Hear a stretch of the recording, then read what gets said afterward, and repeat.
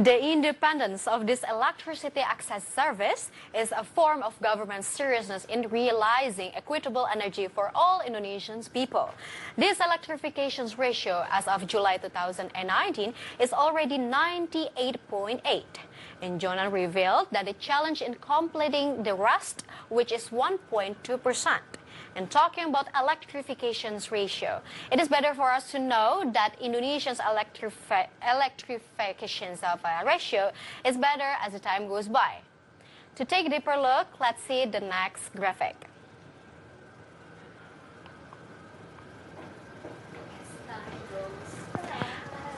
The Ignatius Jonan, as the Minister of Energy and Mineral Resources, he said that if possible, electrification ratio will be around 100% and later this year. So the end of the year is more than 99%. And I'm optimistic that it will be finished by the end of 2020. And 100% enjoy the lightning. As we can see, the macro assumptions of energy and mineral resources sector in the 2020 state budget expenditure is plain that the electrification ratio in 2020 is targeted to reach 99.9%. And the Ministry of Energy and Mineral Resources also explained that until 2018, there are still 1.7% of the areas that has not been electrified.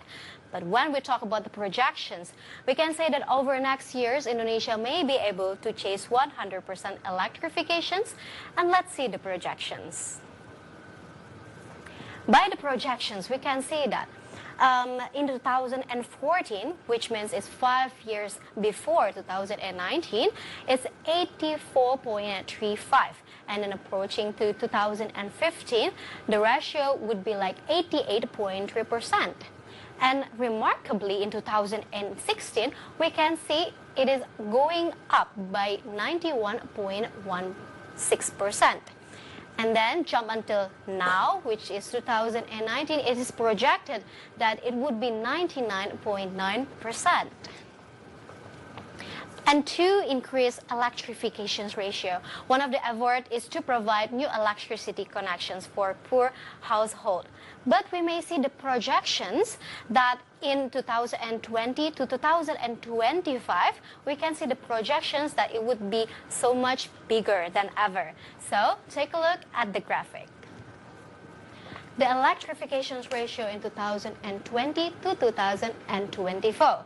We can see by 2020, it is 99.9%. And along in 2021 and 2022 and to 2024, it is still the same as the projections. But remarkably, in 2025, government stated that it will reach 100% of electrification ratio.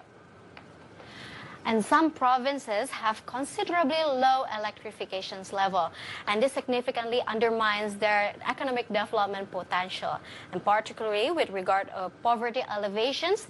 And to be specific, let's see how many houses and probably regions that has not been electrified yet through the electrification rate. Let's see the data. This is the lowest electrification ratio based on the province. And poorly, we can see Papua with the lowest electrification ratio by 48.31%.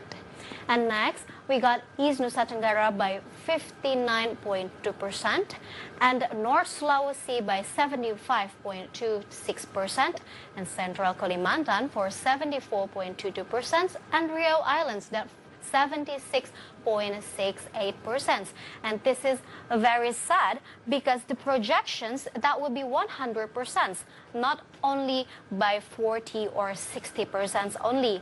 And furthermore, we can see based from the data, we can see all the regions is not been distributed really well from the government. And we can see which are actually the regions that may perhaps the lowest projections among of all. See the data. The regions with the lowest electrifications.